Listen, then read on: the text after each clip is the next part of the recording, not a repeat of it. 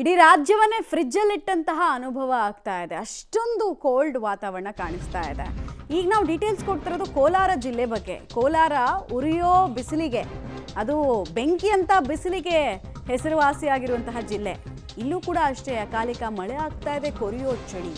ಕಳೆದೊಂದು ವಾರದಿಂದ ಈ ವಾತಾವರಣಕ್ಕೆ ಒಗ್ಗಿಕೊಳ್ಳೋದೇ ಜನರಿಗೆ ಭಾಳ ದೊಡ್ಡ ಸವಾಲು. ಚಳಿಗಾಲ ಆರಂಭಕ್ಕೂ ಮುನ್ನಾನೇ ವೆದರು ವಿಪರೀತ ಥಂಡಿಯಾಗಿದೆ. ಬೆಂಕಿ ಎದುರು ಚಳಿ ಕಾಯಿಸ್ಕೊಳ್ತಾ ಇದ್ದಾರೆ ಜನ. ಸಾಮಾನ್ಯವಾಗಿ ಈ ಮನೆ ಮುಂದೆನೋ ಅಥವಾ ಅಂಗಡಿ ಮುಂದೆನೋ ರೋಡ್ ಸೈಡಲ್ಲೋ ಬೆಂಕಿ ಹಾಕಿ ಚಳಿ ಕಾಯಿಸ್ಕೊಳ್ಳೋದು ಉತ್ತರ ಪ್ರದೇಶ ಅಥವಾ ಡೆಲ್ಲಿನಲ್ಲಿ ನಮಗೆ ನೋಡೋದಕ್ಕೆ ಸಿಗುತ್ತೆ. ಬಟ್ ನೋಡಿ, ನಮ್ಮ ಕರ್ನಾಟಕದಲ್ಲಿ ವಾತಾವರಣ ಹೇಗಿದೆ ಅನ್ನೋದಕ್ಕೆ ಇದೊಂದು ಎಕ್ಸಾಂಪಲ್. ಎಲ್ಲ ಸೇರಿಕೊಂಡು ತಮ್ಮನ್ನು ತಾವು ವಾರ್ಮ್ ಮಾಡ್ಕೊಳ್ಳೋದಕ್ಕೆ ಪ್ರಯತ್ನ ಪಡ್ತಾ ಇದ್ದಾರೆ. ಕೋಲಾರ ಭಾಗದಲ್ಲಿ ಬಯಲುಸೀಮೆಯಲ್ಲಿ ಚಳಿ ಜಾಸ್ತಿ ಆವರಿಸ್ಬಿಟ್ಟಿದೆ. ಚಳಿ ಆವರಿಸಿದೆ ಅನ್ನೋದಕ್ಕಿಂತ ಈ ಸೈಕ್ಲೋನು ಇದೆಲ್ಲ ಪ್ರತಿ ವೀಕ್ ಫಸ್ಟ್ ಯಾವಾಗೋ ವರ್ಷಕ್ಕೆ 2 ಸಲ 3 ಸಲ ಸೈಕ್ಲೋನ್ ಬರ್ತಿತ್ತು. ಈಗ ಈ ಸೈಕ್ಲೋನ್ಗಳು ಏನಾಗಿದೆ ಅಂದರೆ ಈ ತವ್ರ ಮನೆ ಮಾಡ್ಕೊಂಡ್ಬಿಟ್ಟಿದೆ ನಮ್ಮ ಕೋಲಾರನ.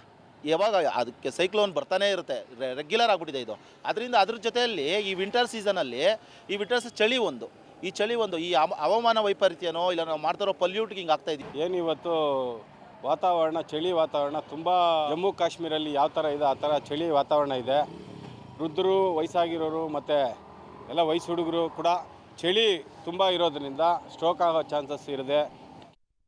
ಎಸ್, ಅದು ಕರೆಕ್ಟ್. ನಾನು ಹೇಳಿದ್ದು ವಯೋವೃದ್ಧರು ತುಂಬ ಆರೋಗ್ಯವನ್ನು ಕಾಪಾಡಿಕೊಳ್ಳುವಂತಹ ನಿಟ್ಟಿನಲ್ಲಿ. ಯಾಕೆಂದರೆ ಚಳಿಗಾಲದಲ್ಲಿ ನಿಮಗೆ ಸಾಂಕ್ರಾಮಿಕ ರೋಗಗಳು ಜಾಸ್ತಿ. ಅಂಥ ಸಂದರ್ಭದಲ್ಲಿ ಅನಾರೋಗ್ಯಕ್ಕೆ ತುತ್ತಾಗಬೇಡಿ, ಹುಷಾರಾಗಿರಿ. ನಿಮ್ಮ ಆರೋಗ್ಯವನ್ನು ನೀವು ಬಿಸಿ ಆಹಾರ ತಿನ್ಬೇಕು ಕಡ್ಡಾಯವಾಗಿ. ಬಿಸಿ ಆಹಾರ, ಬಿಸಿಯಾಗಿರೋ ಬಟ್ಟೆಗಳನ್ನು ಹಾಕೋಬೇಕು, ನಿಮ್ಮನ್ನು ನೀವು ಬೆಚ್ಚಗಿಟ್ಕೋಬೇಕು. ಅಷ್ಟೇ ದಾರಿ ಇರೋದು. ಪುಟ್ಟ ಮಕ್ಕಳಿಗೂ ಇದು ಅನ್ವಯಿಸುತ್ತೆ.